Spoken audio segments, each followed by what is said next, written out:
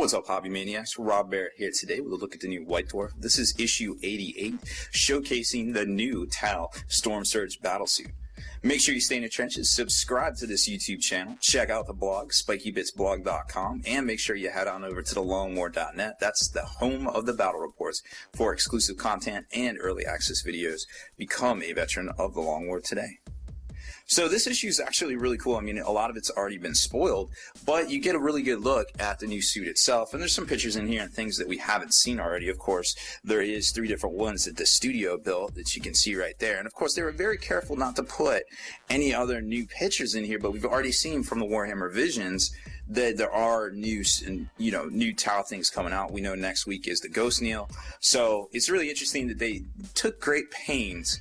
You can tell Games Workshop actually sits there in their studio and they're like, yes, what is the the release date and what's coming out and when, and it's very, they put a lot of time and effort into it, and they're meticulous to not let any pictures out. But we've already seen the cover of Visions, which will be out in November, which will show all of the new Tau models. So that's where we know that all these new Tau models are coming out. Well, for this one, they're purposely trying to slow roll it and not show these models.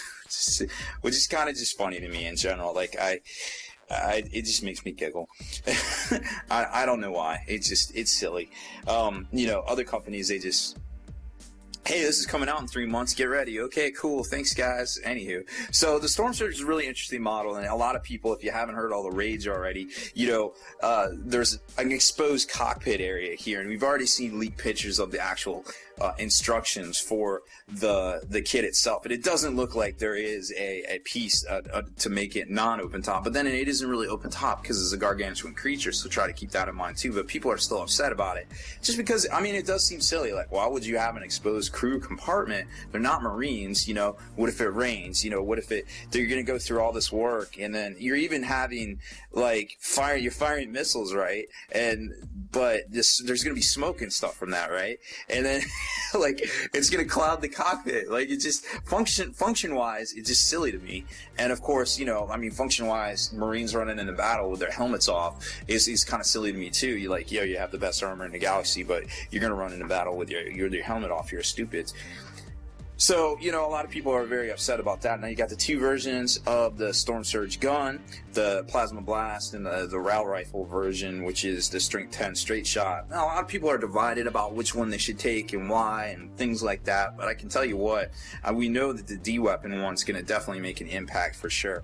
So there's a picture of the exposed area that's got everybody all in an uproar online. You can tell, they painted right around this lip. You can see it right there. They painted weathering. I don't think there's a piece that goes over top of this. I think that's the way the model is. And it's kind of funny that in all the shots, they purposely took it. They either took it to make it seem like it's bigger, you know what I'm saying? Or they just didn't want to show that that's a thing, because, I mean, there's a reason that you're taking these specific angles. You're not showing that's an open area right there until you get in and you see this. Even right there, you don't see it.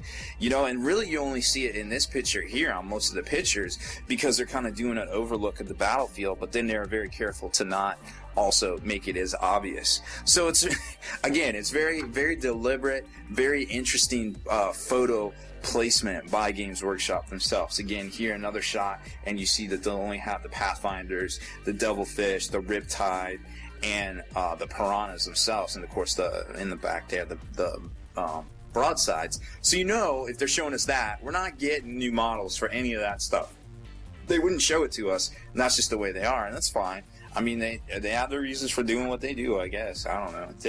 It just boggles me sometimes, how all that works. So, limited edition Wolf King, it's actually out for pre-order today. I think it was supposed to come out the 2nd. So that's going to be an interesting one. How the wolves get cornered after Prospero by the Alpha Legion, have to fight their way out.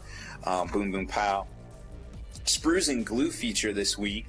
First one we've seen in a while, which is really interesting to see. They give you some tips on basically how to glue and put together the model itself. And then, they recommend, and there's another picture in here too that we'll see, to paint those separate. So that's kind of interesting to see. Now, it's a big model. I mean, take a look at it. It's on the oval base, but I mean, look at those. Yo, girl, look at those thighs. Dang, you chunky. I mean, that model is very interesting looking. Like, you gotta give it to them. They make some of the best models out there. Now, I don't know about some of the decision-making processes, but let me tell you what, when that thing stands upright, which looks like it's got a variant that it can stand up instead of taking a dump right there, but it looks good. I mean, you could do all sorts of work with this thing. You could take these stupid missile pods off and put them on the back, you know, like, back mount them and give us some sort of arms. Like, I don't even know. I kind of want to get a hold of one of these and try to start messing around with it. It's really starting to get inside my brain pan. Now, the paint splatters are a really good one, because this is, of course, the first one we see on Tau in the new format with the new paint colors and things like that. And they show that really sweet ochre. I don't know. Somebody told me how to say that word, and I already forgot. But anyways, stupid Southern me, I don't know how to say it. Right. But anyways, so there's that, and it's that really cool desert camo or pattern that they've showcased since the Tau came out back in 2001. And then, of course, they got the white armor deliberately in here as well, which is kind of like the new jam. So you got the old jam and you got the new jam, and it's kind of like, which one do you prefer? I kind of think it would be neat to see this with the heads white, you know, and the accents in white. I think it's a time-honored thing, but, you know, maybe that isn't for you. Maybe everybody else paints that way. Just go with the white. You know, or you can even pick out, like, you could go red, you know, you can just go straight, you know, Farsight and things like that. So it's kind of whatever, but, you know, I really like that they actually gave us the recipe for that, because that was actually kind of hard to produce. And, of course, next week's teaser, we paint a shadowy figure, so definitely alluding to the Death Knell coming, or the Ghost Owl, Ghost Keel, whatever it's called, coming out next week probably. And then the Golden Demon winner for the tank battle. Now, they're doing all these little mini Golden Demons, which is really interesting, where they got vehicles and squads. This was the winner of the tank one over at Warhammer World, and obviously, I mean, it's very well done, very great looking. Then there's a feature in here, the Doom of Perdicia, and it's kind of like a, what is it, I forget what it's called, the thing with the little corridors, the Zone Mortalis. So it's Zone Mortalis, it's custom done, you know, it's like a Space Hulk kind of thing. They use some of the Space Hulk miniatures there, and some of them are the newer Blood Angel ones. And then they used, converted up like some Gene Stealer themed Tyranids, some flying ones, and some, you know, Mycetic Spores, and like some big baddies back here. It looks like they used the Brain Bug. Not the Brain Bug, the Psychic Bug. They used him, they converted him up with the new plastic. So it's a really cool looking. They don't really show some of the bigger conversions that they did here for it, but they show some of the smaller ones and just some action shots, kind of what's going on. So it looks like, you know, just a hobbyist just kind of put his stuff together and took it up to G-Dub and was like, hey, here, let's do a feature on it, which is really neat of them. Then Armies on Parade 2015 kicking off here in October. Definitely head up to a Games Workshop near you to enter your Army on Parade, and there's all sorts of prizes and things like that. It's a really cool little feature that I really love to feature the winners and things as you can find them. So if you're going to be at your local one, I think it's at the end of the month, like the 26th or something, and you can take a bunch of pictures, you know, send them on over to Spiky Bits. We'd love to feature your store wherever it is, you know, put your name on it, you know, give you photo credits and all sorts of fun stuff like that. But it's always good to see some of the craziness that's out there, because there's, you know, Games Workshop thinks that 20% of us are the actual gamers and the rest of us are collectors. We go, you know what, damn it, there's some hobbyists out there too, you know what I'm saying? Like, that's just what we do. I don't care if I collect it, if I hobby it, you know, it's the same thing to me. So I have more fun hobbying stuff than I do actually playing. I'm very thankful that I'm a pretty decent player, I feel like, but, you know, it's always good to clear that hobby queue out from time to time as well. And, you know, as of late, it's you know, it's kind of like a job for me these days, but, you know, my hobby is basically hobbying for other people and bringing you guys these features and the commission work that I do.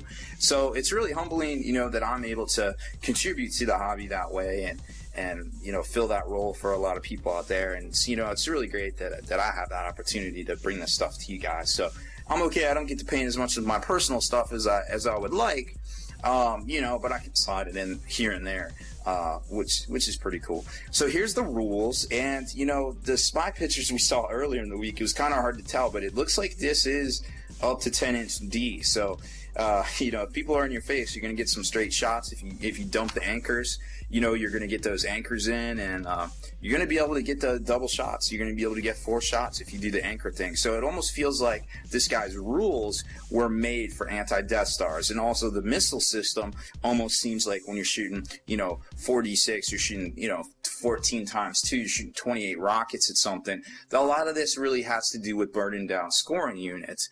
And we don't know what the signature systems are yet, but if I had to guess, I would say that they're going to be very competitively pointed, because the fact that he's 360 points, you know, we'll see some cancel out, you know, cover, and cancel, you know, up ballistic skill, and all sorts of stuff like that. So far, very saucy rules. 360 points, a little on the expensive side. However, he still has it where it counts. These, you know, these weapon profiles here are very good. He is, of course, a gargantuan creature. Really, the only drawback to him inherently is the fact that his save is 3-up. So that's kind of interesting to see and hear people comment on. And here's the picture I promised you, the little assembly picture of kind of how Games Workshop painted theirs.